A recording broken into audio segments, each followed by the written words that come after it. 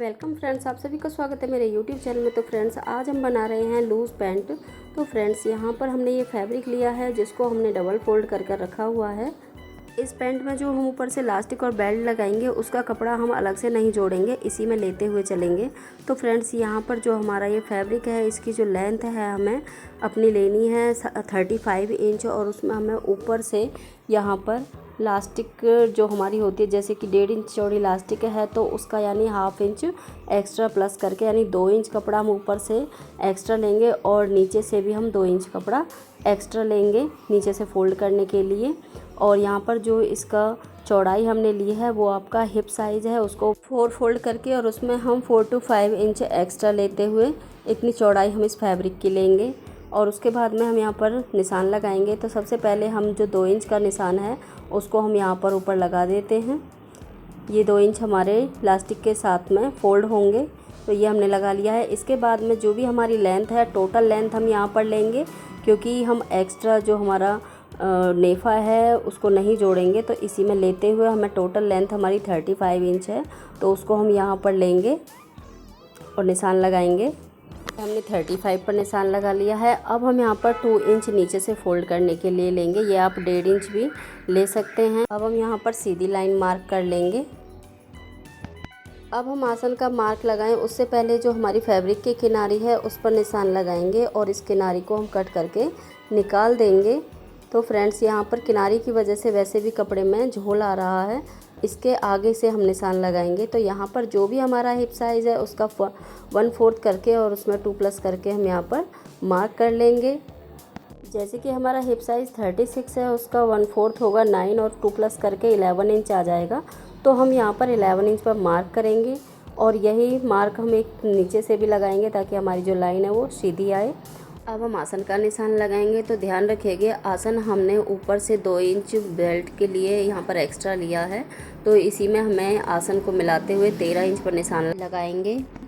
अब हम यहाँ 2.5 इंच पर निशान लगाएंगे, क्योंकि हमारा ये लूज़ पैंट है, इसके लिए हम यहाँ पर थोड़ा ज़्यादा ही मार्क कर रहे हैं। और यहाँ पर क्रॉच एरिया का निशान हमने इस तरह से लगा लिया है। अब हम यहाँ पर सेंटर का निशान लगाएंगे। तो यहाँ पर देखिए, हम इसको मेज़र करेंगे और अपनी इंच टेप को हम यहाँ पर हाफ कर लेंगे। तो ये जैसे कि हमारा आया था 13.5 इंच, और इसका हम यहाँ पर 6.75 आ जाएगा। तो इस तरह से हम यहाँ पर निशान लगाएंगे और यही निशान हम नीचे की साइड भी लगाएंगे। अब नीचे से हमने ऊपर जो 2 इंच का निशान लगाया था फोल्ड करने के लिए, वहाँ पर निशान लगा लिया है। अब हम मोहरी का निशान लगाएंगे। तो मोहरी हमें यहाँ पर 12 इंच रखनी है, यानी 6 इंच का निशान हम वन साइड लगाएंगे और 6 इंच ही हम दूसरी साइड में लगाएंगे। तो इस तरह से हमारा ये 12 इंच आ जाएगा। और अब हम यहाँ पर इसको मिलाएंगे ऊपर से नीचे की तरफ। तो इस तरह से हम यहाँ पर इसको ऊपर से नीचे की तरफ मिला लेते हैं, और इसी तरह से हम यहाँ पर इंच टेप को मिलाते हुए दूसरी तरफ मिलाएंगे। आप इसमें चाहे तो ऊपर की तरफ से थोड़ा सा अंदर की तरफ शेप भी दे सकते हैं। अब हम यहाँ पर प्लेट्स के लिए निशान लगाएंगे। तो ऊपर से जो भी हमारा सेंटर आया था वहीं पर हम यहाँ पर 7 इंच पर मार्क करेंगे, क्योंकि 2 इंच तो हमारा अंदर की तरफ फोल्ड हो जाएगा। और यहाँ पर इस तरह से हम इस लाइन को मिलाते हैं, और इस ऊपर से भी हम हाफ इंच दोनों साइड में मार्क कर सकते हैं। तो इस तरह से हमारा ये मार्किंग हो गई है। अब हम यहाँ पर कटिंग कर लेंगे। तो पहले मैंने यहाँ पर किनारी को कट किया है, अब मैं यहाँ पर बैक साइड से भी इसको कट कर लूँगी। यहाँ पर हमने मोहरी को इस तरह से तिरछा कट किया है। अब हम यहाँ पर बैक पार्ट की कटिंग करेंगे। तो जो हमारा बचा हुआ फैब्रिक है उसको हम इस तरह से सीधा कर लेंगे। ओपन साइड को हमने अपनी तरफ ही रखा हुआ है। अब हम यहाँ पर फ्रंट पार्ट को इसके ऊपर रखेंगे। फ्रंट पार्ट को आगे की तरफ से आधा इंच और ऊपर की तरफ से 2 इंच हम नीचे रखेंगे। अब हम यहाँ पर मार्क करेंगे। तो यहाँ पर हम 2 इंच आगे की तरफ निशान लगाएंगे और इस निशान को हम यहाँ पर ऊपर की तरफ सीधा कर लेंगे। अब यहाँ पर इसको मिलाते हुए और नीचे तक भी हम यहाँ पर 2-2 इंच पर निशान लगाते जाएंगे। अब जो हमने ऊपर यहाँ पर 2 इंच एक्स्ट्रा छोड़ा है, इसको हम यहाँ पर निशान लगाएंगे। तो ऊपर यहाँ तिरछा इस तरह से लेकर यहाँ पर मार्क करेंगे। अब इन निशानों को हम यहाँ पर सीधा कर लेंगे और क्रॉच एरिया का निशान भी हम लगा लेंगे, जैसे कि हमने फ्रंट पार्ट में लगाया है। साइड से और नीचे की तरफ से हम एज इट इज़ मार्किंग कर लेंगे।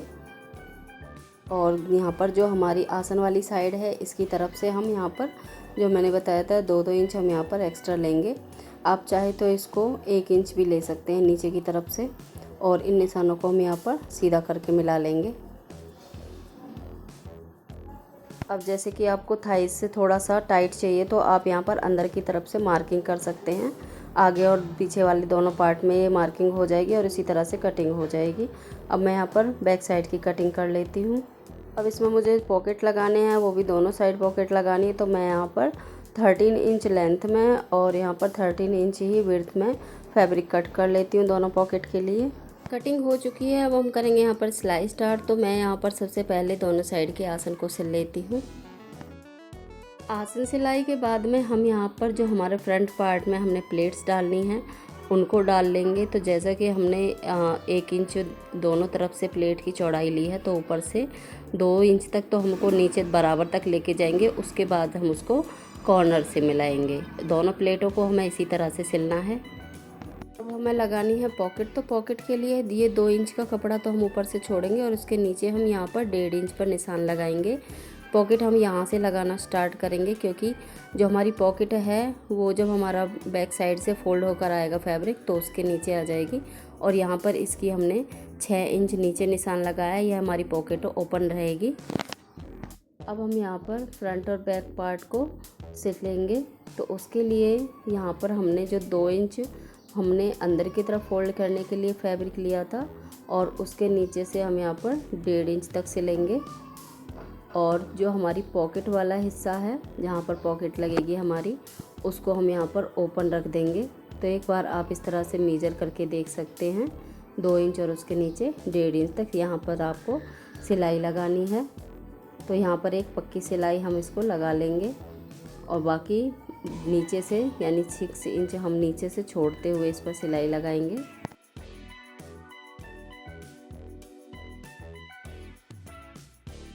अब हम यहाँ पर पॉकेट पर सिलाई लगाएंगे। तो ऊपर से हम यहाँ पर आधा इंच पर सिलाई लगाएंगे। उसके बाद जो हमने यहाँ पर 6 इंच का निशान लगाया था, इस तरह से हम यहाँ पर निशान लगाते हुए और इस बाकी के हिस्से को भी हम साइड से और नीचे की तरफ से सिल लेंगे। हम इसे अंदर की तरफ फोल्ड करेंगे और फोल्ड करके इसके ऊपर हम यहाँ पर सिलाई लगा लेंगे। अब ये जो ऊपर वाली साइड है इसको हम बेल्ट के अंदर कर देंगे तो अपने आप सिलाई लग जाएगी। अब हमने फिर से पॉकेट को उल्टा किया है और अपनी पैंट को उल्टा किया है और यहाँ पर इसको इस तरह से मिलाते हुए हम यहाँ पर सिलाई लगाएंगे। तो जहाँ पर हमने निशान लगाया था 1.5 इंच पर, वहाँ पर हम इसको मिलाते हुए इसके ऊपर सिलाई लगा देंगे। और इसी तरह से हम यहाँ पर दूसरी तरफ भी सिलाई लगाएंगे।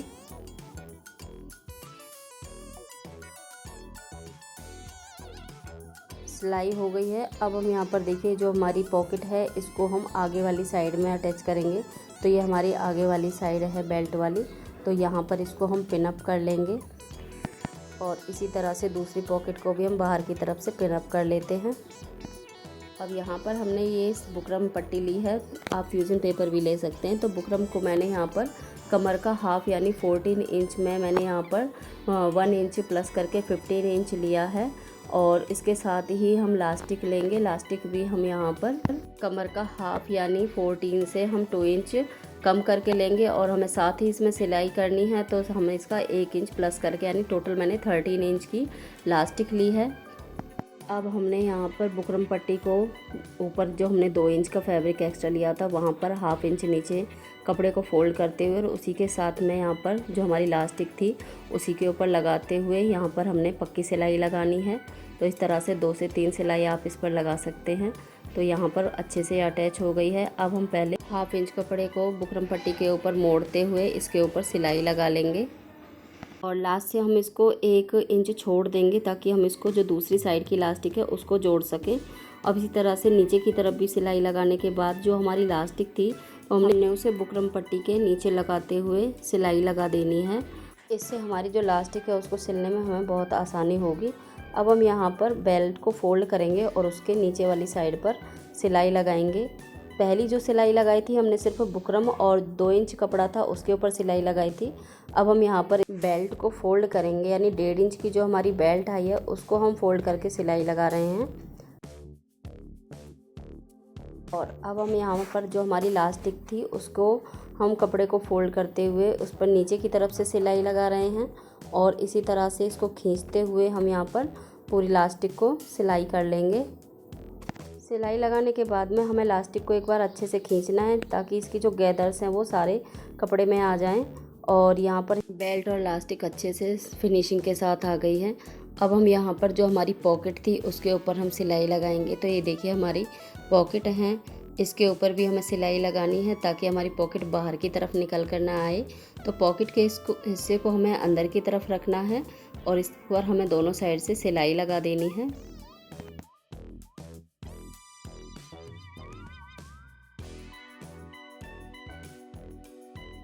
इस सिलाई को हमें किनारे पर लगाना है, इससे हमारा जो फैब्रिक है वो बाहर की तरफ निकल कर नहीं आता है।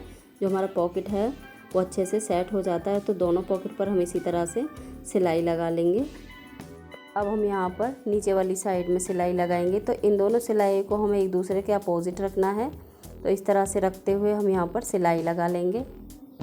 फ्रेंड्स, अगर आप फर्स्ट टाइम मेरे चैनल पर विज़िट करें तो प्लीज़ मेरे चैनल को लाइक करें, शेयर करें और अगर आपको वीडियो अच्छी लगी तो एक प्यारा सा कमेंट करके ज़रूर बताएं और बेल आइकन को भी प्रेस करें ताकि आगे आने वाले वीडियो के नोटिफिकेशन भी आपको मिलते रहें। और जो नीचे मोहरी की साइड से हमने तिरछा कट किया था तो तिरछी सिलाई ही लगानी है हमें इसमें। अब नीचे से मोहरी को फोल्ड कर देंगे और हमारा पैंट रेडी हो जाएगा। और इसके साथ ही हमने कुर्ती भी बनाई थी, तो ये कुर्ती के साथ में इसका फाइनल लुक है।